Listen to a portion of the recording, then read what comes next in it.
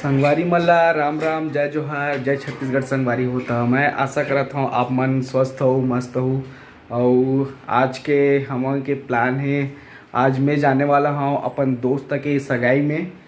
आज इनवाइट करे है अपन दोस्त है, ओकर सगाई में निकलना है। मतलब अभी थोड़ा देर पहले, अभी 1 बजत है। पता नहीं दोस्त मन कितना टाइम आते, बस ओकरे मन के इंतजार हवे। मैं तैयार हो गया हूँ तो संगवारी हो, चला व्लॉग में बने रहूँ। मैं आप मला दिखाऊँ जैसे जैसे अपन निकलबो आगे।